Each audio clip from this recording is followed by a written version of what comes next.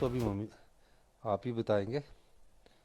काम अभी ये है कि हम अपनी इकॉनमी को 20% अर्थव्यवस्था जो है उसको पटड़ी पर लाने पर सफल हुए हैं। अगले 4 साल का क्या रोड मैप है सर? वो अगले बजट में आपको नज़र आएगा। पहले ही बजट में हमने अपने 5 साल का रोड मैप को दिखाने की कोशिश की है। सर, जो कल का जश्न हो रहा है, आरोप लग रहे हैं कि इसकी ज़रूरत नहीं थी, क्या ज़रूरत है? इस पे हम एक सवाल और भी जोड़ना चाहूँगा मैं। महिलाओं को 1500 इंतजार कर रही है, क्या कल इसका ऐलान हो सकता है?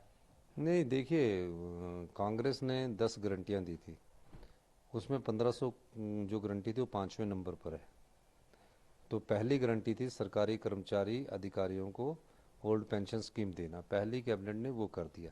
और आज आपको मैं को बताते हुए खुशी है कि 3 IAS अधिकारियों ने भी ओल्ड पेंशन स्कीम को के लिए हमसे मंजूरी मांगी थी, मैंने वो भी मंजूर कर दी।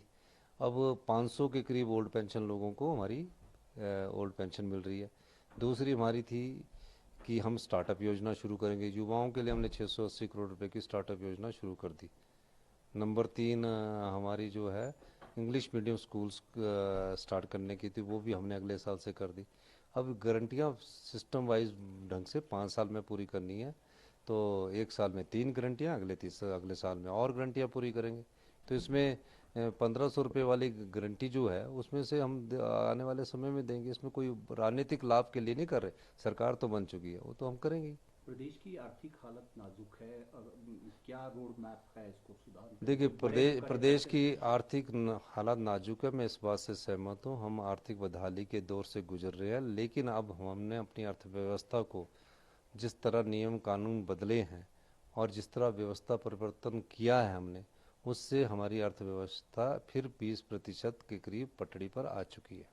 ग्रीन स्टेट बनाने का लक्ष्य है वो अभी। हमने अपने बजट में दिखाया कि 2026 तक हिमाचल प्रदेश को हम ग्रीन स्टेट बनाएंगे। इस दिशा में हिमाचल प्रदेश का जो ट्रांसपोर्ट विभाग है उसको पूरा इलेक्ट्रिकल कर दिया गया है और युवाओं को ई टैक्सी के लिए प्रेरित किया गया। कितनी व्यवस्था परिवर्तन हुआ और डिजास्टर का कितना असर रहा?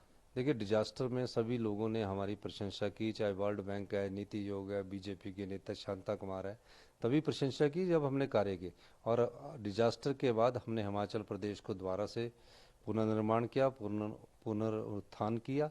और आज मैं दावे के साथ कह सकता हूँ कि यहाँ टूरिस्ट आने चाहिए। और पूरी सड़कें ठीक कर दी है हमने, पूरी पानी की व्यवस्था कर दी है, रहने के लिए अच्छी सुविधा प्रदान करने जा रही है। और जो ये नया साल है इसके लिए हिमाचल प्रदेश पर्यटकों के स्वागत के लिए तैयार खड़ा है। प्रधानमंत्री नरेंद्र मोदी से आपके मधुर रिश्ते बताए जाते हैं, क्या उम्मीद करते मेरे हैं? सभी से मधुर रिश्ते हैं, इसमें कोई दो राय नहीं। क्या उम्मीद करते हैं उनसे नहीं, राज्य के हम प्रति? चाहते थे कि स्पेशल रिलीफ पैकेज मिलता, वो मेरे का अभी तक संवाद है, अभी तक कुछ मिला नहीं है। पर हम चाहते हैं जो हमारा क्लेम है वो मिल जाए, वो तो मिलेगा। कुछ हम सॉवरन स्टेट के अधिकारी है, 2024 के चुनाव के वो मद्देनजर चुनावों के वक्त ही मुद्दे आते हैं, अभी तो मैं कुछ नहीं कह सकता। 10 वर्षों में हिमाचल को प्रदेश का सर्वोच्च राज्य बनाने का आपने व्यक्तिगत रूप से संकल्प लिया है, किस तरह से आगे बढ़ पाए हैं और कैसे? देखिए, 5 साल में 2027 तक हमारी अर्थव्यवस्था पटरी पर आएगी और अगले 5 सालों में हम हमारे हिंदुस्तान का सबसे समृद्ध और अमीर राज्य बनेंगे। इसीलिए मैंने कहा कि हमने व्यवस्था परिवर्तन का 1 साल रखा है। नाम इसका क्या है? क्योंकि हमने पहले तो जो 75,000 करोड़ के कर्जे के नीचे हम लोग डूबे हुए हैं। 10,000 करोड़ रुपए का हमारे पर पेंशन की लाइबिलिटीज़ है, 12% हमने डीए देना है। तो किस प्रकार इस व्यवस्था में सुधार किया जाए? 40 वर्ष से एक व्यवस्था चली आ रही थी, रूटीन गवर्नमेंट आती थी, रूटीन जाती थी। हमने व्यवस्था परिवर्तन किया और आज मुझे आपको बताते फिर बार बार कह रहा हूँ कि 20% के करीब हमारी इकॉनमी पटरी पर आने आ चुकी है। अगले 1 वर्ष में आपका एरिया ऑफ फोकस क्या रहने वाला है? हमारा रिन्यूएबल पावर में रहेगा, सोलर पावर में रहेगा, ग्रीन हाइड्रोजन में रहेगा।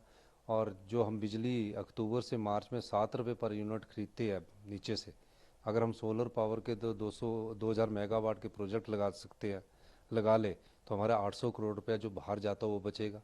तो सब चीज़ों को हम रिवाइवल कर रहे हैं, देखते हैं आने वाले समय में हम कहाँ तक सफल होते हैं। दो छोटे छोटे सवाल। मंत्रिमंडल के विस्तार की क्या तिथि तय हो पाएगी? इसी वर्ष होगा, दिसंबर में होगा क्या? नहीं, पहली शपथ भी होगा? मंत्रिमंडल का विस्तार इसी वर्ष होगा। और रजिस्ट्रेबल की और पोर्टफोलियो की भी कईयों की संभावनाएं देखते हैं, आने वाले समय में बताएंगे। आखिर में सर, आपके स्वास्थ्य को लेकर पूरा र्यूमर है, प्रदेश की जनता जानना नहीं, चाहती मैं है, ठीक वास्तविकता क्या हूँ, है? मैं अभी ठीक हूँ। बहुत बहुत धन्यवाद। Thank you.